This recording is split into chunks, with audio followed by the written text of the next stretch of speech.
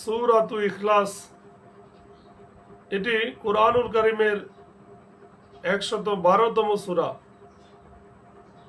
এই সূরায় মাত্র 4টি আয়াত আছে। আলহামদুলিল্লাহ সালাতু ওয়াসসালাম আলা রাসূলিল্লাহ ওয়া আলা আলিহি ওয়া সাহবিহি আজমাইন, আম্মা বাদ। আউযু বিল্লাহি মিনাশ শাইতানির রাজিম। বিসমিল্লাহির রহমানির রহিম। রব্বি ইশরাহ লি সাদরি ওয়া ইয়াসসির লি আমরি ওয়াহলুল উকদাতাম মিন লিসানি ইয়াফকাহু কাওলি। এরশাদ হচ্ছে বিসমিল্লাহির রহমানির রহিম। বলুন হে নবী, আপনি বলুন তিনি আল্লাহ এক ও অদ্বিতীয়। কুল হুয়াল্লাহু আহাদ। এখানে আহাদ মানে এক ও অদ্বিতীয়, মানে দ্বিতীয় কেউ নেই। আল্লাহ তাআলা কোনো কিছুর মুখাপেক্ষী নন, সবাই তার মুখাপেক্ষী। আল্লাহু সামাদ, এই সামাদ শব্দের অর্থ অমুখাপেক্ষী। তিনি কাউকে জন্ম দেন না, আর তাকেও জন্ম দেওয়া হয়নি। লাম ইয়ালিদ ওয়ালাম ইউলাদ, তার সমকক্ষ কেউ নেই। ওয়ালাম ইয়াকুল লাহু কুফুয়ান আহাদ।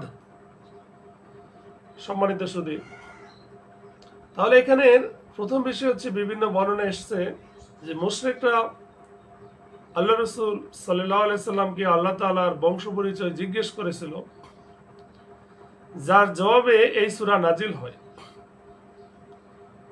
অন্য বর্ণনায় আসছে যে মুশরিকরা আরো প্রশ্ন করেছিল, আল্লাহ তাআলা কিসের তৈরি, স্বর্ণরূপ অথবা অন্য কিছুর? এর জবাবেও এই সূরাটি নাজিল হয়েছে। এখানে বলুন শব্দটির মাধ্যমে প্রথমত আল্লাহ রাসূল সাল্লাল্লাহু আলাইহি সাল্লামকে সম্বোধন করা হয়েছে, কারণ তাকেই প্রশ্ন করা হয়েছিল যে আপনার রব কে, তিনি কেমন। আবার তাকেই হুকুম দেওয়া হয়েছিল প্রশ্নের জবাবে আপনি এই কথা বলুন। কিন্তু আল্লাহ রাসূল সাল্লাল্লাহু আলাইহি সাল্লামের তিরোধানের পর এই সম্বোধনটি প্রত্যেক মুমিনের সাথে সংশ্লিষ্ট হয়ে যায়, যে আল্লাহ রাসূলকে যে কথা বলার হুকুম দেওয়া হয়েছিল, এখন সেই কথা প্রত্যেক মুমিনকেই বলতে হবে কেউ প্রশ্ন করলে। দ্বিতীয়ত, এই বাক্যটির অর্থ হচ্ছে তিনি যার সম্পর্কে তোমরা প্রশ্ন করছো, আল্লাহ তাআলা এক অদ্বিতীয়, তার কোনো সমকক্ষ, তার সদৃশ স্ত্রী সন্তান অংশীদার কিছুই নেই। একত্ব তারই মাঝে নিহিত, তাই তিনি পূর্ণতার অধিকারী, অদ্বিতীয়, এক সুন্দর নামসমূহ, পূর্ণ শ্রেষ্ঠ গুণাবলী এককভাবে শুধুমাত্র মহান আল্লাহ তাআলারই। কেননা তিনি সকল গুণাবলী ও কার্যাবলীতে একমাত্র পরিপূর্ণ সত্তা। আল্লাহ সুবহানাহু ওয়া তাআলা তার সত্তা ও গুণাবলীতে একক, তার কোনো সমকক্ষ শরীক নেই। এই সূরার শেষ আয়াত তার সমতুল্য কেউ নেই দ্বারা তিনি এর ব্যাখ্যা করেছেন। মূলত সমগ্র কোরআন, আল্লাহ রাসূলের রিসালাত, এমনকি সকল নবী রাসূলের রিসালাতের আগমন হয়েছিল এই একত্ব ঘোষণা ও প্রতিষ্ঠার জন্যই, যে আল্লাহ তাআলা ব্যতীত কোনো হক মাবুদ বা ইলাহ নেই। সমগ্র সৃষ্টি জগতে রয়েছে এর পরিচয়, আল্লাহর একত্বের পরিচয়। কুরআনুল কারীমে অগণিত আয়াতে এই কথাটির প্রমাণ ও যুক্তি রয়েছে। বলা হয়েছে আল্লাহুস সামাদ, আল্লাহ দ্য এটারনাল রিফিউজ, অর্থাৎ আল্লাহ তাআলা কারো মুখাপেক্ষী নন, সবাই তার মুখাপেক্ষী। হযরত আলী রাদিয়াল্লাহু তাআলা আনহু, তারপরে হযরত ইকরামা বলেছেন যে সামাদ হচ্ছে এমন এক সত্তা যার কাছে সবাই তাদের প্রয়োজনের জন্য পেশ করে থাকে। হযরত আব্দুল্লাহ ইবনে মাসউদ ও আবু ওয়াইল শাকিক ইবনে সালামা বলেছেন, তিনি এমন সর্দার নেতা যার নেতৃত্ব পূর্ণতা লাভ করেছে এবং চূড়ান্ত পর্যায়ে পৌঁছে গেছে। হযরত আব্দুল্লাহ ইবনে আব্বাস রাদিয়াল্লাহু তাআলা আনহু বলেন, যে সর্দার তার নেতৃত্ব, মর্যাদা, শ্রেষ্ঠত্ব, ধৈর্য, সংযম, জ্ঞান, বুদ্ধিমত্তা ও বিচক্ষণতা তথা শ্রেষ্ঠত্ব, মর্যাদার সমস্ত গুণাবলীতে সম্পূর্ণ পূর্ণতার অধিকারী, তিনি হচ্ছেন সামাদ। হযরতে যায়েদ ইবনে আসলাম রাদিয়াল্লাহু তাআলা আনহু বলেন, সামাদ অর্থ নেতা, যিনি তার সৃষ্টি ধ্বংস হয়ে গেলেও অবশিষ্ট নেতাই থাকবেন। অন্য বর্ণনে আসছে যে সামাদ হচ্ছেন ওই সত্তা যিনি চিরঞ্জীব ও সবকিছুর ধারক, যার কোনো পতন নাই, যার থেকে কোনো কিছু বের হয়নি, এবং যিনি খাবার গ্রহণ করেন না, যিনি জন্মগ্রহণ করেননি, জন্ম দেননি। সম্মানিত সুধী, এটার অর্থ আরো অনেকে অনেকভাবে করছেন, যে যিনি পানিও গ্রহণ করেন না, তিনি সামাদ। তিনি যিনি এমন আলো যা চকচক করে। বস্তুত উপরে বর্ণিত অর্থগুলোর সবই নির্ভুল, এগুলোই সঠিক। এর মানে হচ্ছে আসল ও প্রকৃত সামাদ হচ্ছেন একমাত্র আল্লাহ তাআলা। সৃষ্টি যদি কোনো দিক দিয়ে সামাদ হয়ে থাকে, তাহলে অন্য দিক দিয়ে তা সামাদ নয়, কারণ তা অবিনশ্বর নয়, একদিন তা নিরাশ হবে। কোনো কোনো সৃষ্টি তার মুখাপেক্ষী হলেও সে নিজেও আবার কারো মুখাপেক্ষী, তার নেতৃত্ব আপেক্ষিক, নিরঙ্কুশ নয়। কারো তুলনায় সে শ্রেষ্ঠতম হলেও তার তুলনায় আবার অন্য কেউ আছে শ্রেষ্ঠতম। কিছু সৃষ্টির কিছু প্রয়োজন সে পূর্ণ করতে পারে, কিন্তু সবার সমস্ত প্রয়োজন পূর্ণ করার ক্ষমতা কোনো সৃষ্টির নেই। তিনি হচ্ছে সামাদ, যিনি পূরণ করতে পারেন। তিনি অমর, অজয়, অক্ষয়। তিনি আল্লাহ, যিনি রিজিক দেন কিন্তু নেন না। সমগ্র বিশ্বজানের উপর তার নেতৃত্ব, কর্তৃত্ব প্রতিষ্ঠিত।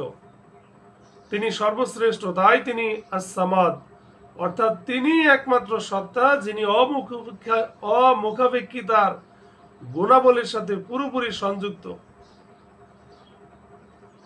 তিনি সামাদ, তাই তার একাকী ও স্বজনবিহীন হওয়া অপরিহার্য, কারণ এ ধরনের সত্তা একজনই হতে পারেন, যিনি কারো কাছে নিজের অভাব পূরণের জন্য হাত পাতেন না, বরং সবাই নিজেদের অভাব পূরণের জন্য তার মুখাপেক্ষী হয়।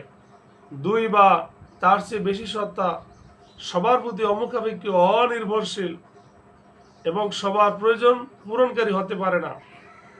তাছাড়া আস-সামাদ হবার কারণে তার একক মাবুদ হবার ব্যাপারটি অপরিহার্য হয়ে পড়ে। আল্লাহ তাআলাই শ্রেষ্ঠ। মূল কথা হচ্ছে সবাই তার মুখাপেক্ষী, তিনি কারো মুখাপেক্ষী নন। লাম ইয়ালিদ ওয়ালাম ইউলাদ, হি neither begets nor is born, তিনি কাউকে জন্ম দেননি, তাকেও জন্ম দেওয়া হয়নি। যারা আল্লাহর বংশ পরিচয় জিজ্ঞেস করেছিল, এটা তাদের জবাব যে সন্তান প্রজনন সৃষ্টির বৈশিষ্ট্য, স্রষ্টার নয়। অতএব তিনি কারো সন্তান নন এবং তার কোনো সন্তান নেই। হযরতে আবু হুরায়রা রাদিয়াল্লাহু তাআলা আনহু বলেন যে আল্লাহ রাসূল বলেছেন, মহান আল্লাহ তাআলা বলেন, আদম সন্তান আমার উপর মিথ্যারোপ করে, অথচ এটা তার জন্য উচিত নয়। আর আদম সন্তান আমাকে গালি দেয়, এটাও তার জন্য উচিত নয়। তার মিথ্যারোপ হচ্ছে, সে বলে আমাকে যেভাবে প্রথমবার সৃষ্টি করেছেন সেভাবে তিনি কখনো আমাকে পুনরায় সৃষ্টি করবেন না। অথচ দ্বিতীয় সৃষ্টি প্রথম সৃষ্টির চেয়ে কোনোভাবেই কঠিন নয়।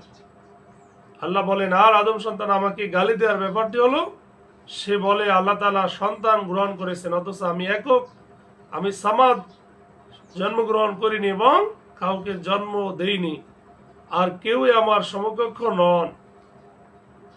অর্থাৎ জনক নন এবং জাতকও নন, তার থেকে কিছু উদ্ভূত নয় এবং তিনিও কিছু থেকে উদ্ভূত নন। ওয়ালাম ইয়াকুল্লাহু কুফুয়ান আহাদ, এবং তার সমতুল্য কেউ নেই। মূলে বলা হয়েছে কুফু, এর মানে হচ্ছে নজির, সদৃশ, সমান, সমমর্যাদা সম্পন্ন, সমতুল্য। এই আয়াতের মানে হচ্ছে সারা বিশ্বজাহানে আল্লাহ তাআলার সমকক্ষ অথবা তার মর্যাদা সম্পন্ন কিংবা নিজের গুণাবলী কর্ম ও ক্ষমতার ব্যাপারে তার সমান পর্যায়ে উন্নীত হতে পারে এমন কেউই কোনোদিন ছিল না এবং কোনোদিন হতেও পারবে না, এবং আকার আকৃতিতেও কেউ তার সাথে সামঞ্জস্য রাখে না। এক হাদিসে এসেছে, হযরতে বুরাইদা রাদিয়াল্লাহু তাআলা আনহু বলেন যে তিনি আল্লাহ রাসূলের সাথে মসজিদে প্রবেশ করে দেখলেন এক লোক সালাত আদায় করছে এবং বলছে, আল্লাহুম্মা আসআলুকা বিআন্নি। এটা শুনে আল্লাহ রাসূল বলেন, যার হাতে আমার প্রাণ তার শপথ করে বলছি, এই লোকটি আল্লাহকে তার এমন মহান নামে ডাকলো যার ওসিলায় চাইলে তিনি প্রদান করেন। সুবহানাল্লাহ। মুশরিকরা প্রতি যুগে মাবুদদের ব্যাপারে ধারণা পোষণ করে এসেছে যে মানুষের মতো তাদেরও একটি জাত বা শ্রেণী আছে, তার সদস্য সংখ্যা অনেক, মাবুদদের মধ্যে বিয়ে শাদী এবং বংশ বিস্তারের কাজও চলে। এটা মুশরিকদের ধারণা। তারা আল্লাহ রাব্বুল আলামিনকেও এই জাহিলি ধারণায় মুক্ত রাখেননি হাতে। তার জন্য সন্তান সন্ততি ঠিক করে নিয়েছে। তারা ফেরেশতাদেরকে মহান আল্লাহর কন্যা গণ্য করত, যদিও তাদের কাউকে আল্লাহর পিতা গণ্য করার সাহস করেননি। সম্মানিত সুধী, এজন্য আল্লাহর সমতুল্য কেউ নেই। আর লোকেরা জিনদেরকে আল্লাহর শরীক বানিয়েছে, অথচ আল্লাহ তাআলা তিনি তাদের স্রষ্টা, আর তারা না জেনে বুঝে তার জন্য কন্যা পুত্র কন্যা বানিয়ে নিয়েছে। অথচ তারা যে সমস্ত কথা বলে তা থেকে মহান আল্লাহ তাআলা মুক্ত ও পবিত্র, এবং তার ঊর্ধ্বে তিনি অবস্থান করেছেন। লোকেরা বলে দিয়েছে যে আল্লাহ তাআলা কাউকে পুত্র বানিয়েছেন, আল্লাহ পাক পবিত্র, তিনি তো অমুখাপেক্ষী, আকাশ সমূহে ও জমিনে যা কিছু আছে সবই তার মালিকানাধীন। এই বক্তব্যের সপক্ষে তোমাদের প্রমাণ কি? তোমরা কি আল্লাহর সম্পর্কে এমন কথা বলছো যা তোমরা জানো না? আল্লাহ বলে দিয়েছেন, আর হে নবী আপনি বলে দিন, সে আল্লাহর জন্য প্রশংসা যিনি না কাউকে পুত্র বানিয়েছেন, না বাদশাহীতে কেউ তার শরীক, আর না তিনি অক্ষম, যার ফলে কেউ হবে তার পৃষ্ঠপোষক। যারা আল্লাহর জন্য কন্যা সন্তান গ্রহণ করার কথা বলে, এই আয়াতগুলোতে সর্বত্রভাবে তাদের এরকম আকীদা বিশ্বাসের প্রতিবাদ করা হয়েছে। হাদিসে কুদসিতে আসছে, মহান আল্লাহ তাআলা বলেন যে মানুষ আমাকে গালি দেয় আমার এবং আমার সন্তান আছে বলে, অথচ আমি একক অমুখাপেক্ষী। আল্লাহ তাআলা আমাদেরকে সঠিক বুঝ দান করুক, আমিন। আখিরে দাওয়ানা আনিল হামদুলিল্লাহি রাব্বিল আলামিন। আসসালামু আলাইকুম ওয়া রাহমাতুল্লাহি ওয়া বারাকাতুহু।